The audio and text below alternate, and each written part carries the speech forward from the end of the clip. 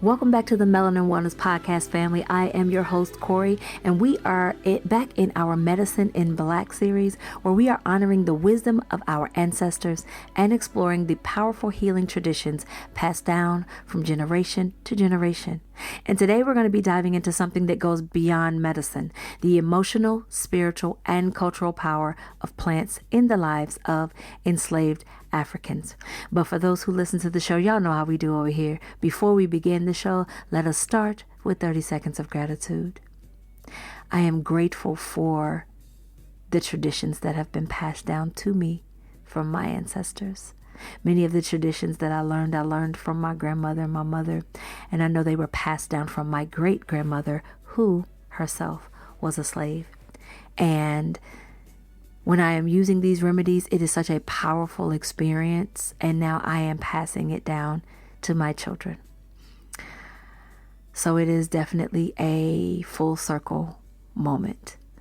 I'm grateful for each and every one of you listening, because I may not be able to see you or hear from you personally. However, you're listening, and this knowledge is now being passed down to you through me. And I'm grateful to be a vessel for this information and this knowledge. Now, that was probably more than 30 seconds. And before I get too overly emotional here, we are going to move into today's show. So healing wasn't just about survival for us. It was about resilience, remembrance of those things that had been stripped away from us, and even finding joy in the face of unimaginable hardships. And one plant that played a surprising role in that story is Arrowhead. This simple swamp plant was more than just medicine for our ancestors. It became a source of comfort for teething babies. It was used as a form of protection and a piece of our ancestral knowledge that survived the oppression. Plants were not just remedies for sickness amongst our ancestors.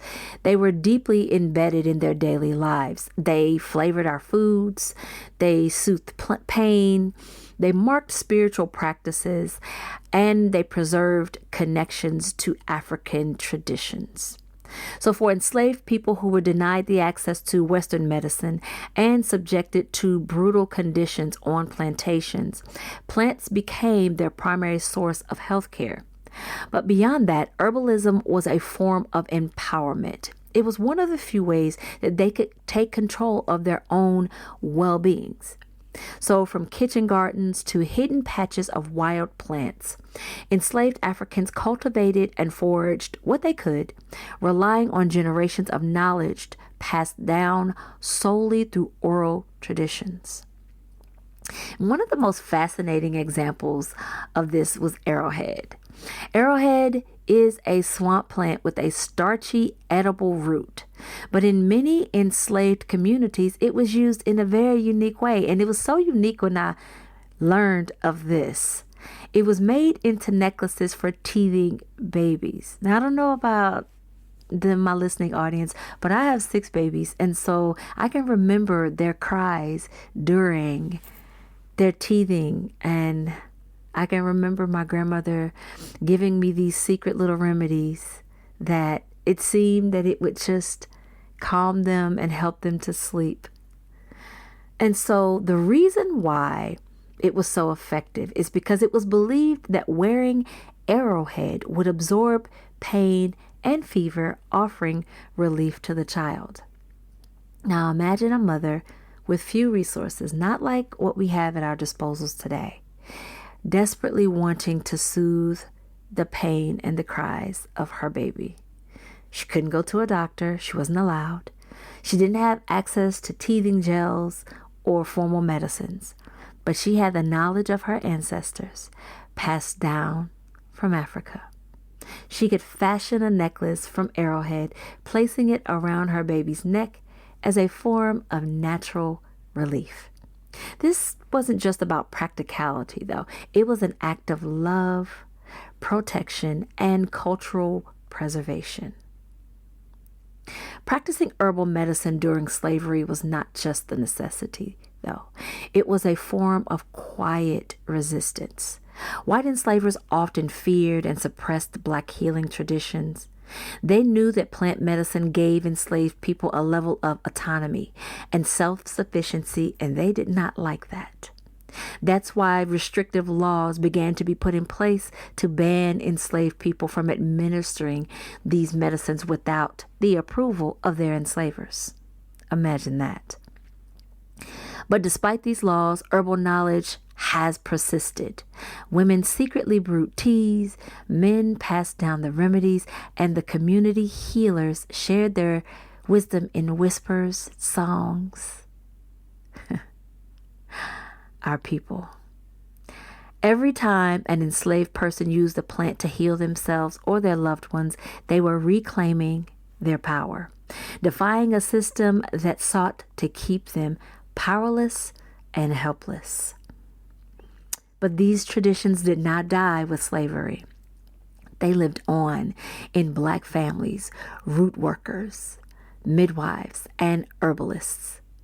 Today we see echoes of these practices in modern day herbal medicine, holistic health, and even home remedies passed down in Black households. So think about it. How many of us have had a family member say, drink this tea for your cold, or rub this herb on your skin? How about hot toddies, y'all?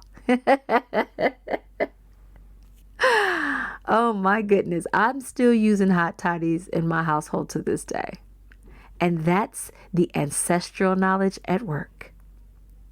Arrowhead is just one example of how plants weren't just survival tools. They were a source of love, strength, and cultural memory. So the next time that you sip on an herbal tea, use a home remedy, or hear a story about a healing plant from an elder, remember that you are carrying on a powerful legacy. If you enjoyed today's episode, be sure to subscribe and share the Melanin Wellness Podcast Medicine in Black series with someone who needs to hear it. And if you have a family remedy or plant tradition passed down in your family, I would absolutely love to hear about it. Let's share. Connect with me on social media at FitFabCorey, and let's keep this conversation going. Until next time, stay well and honor the wisdom of those who came before us.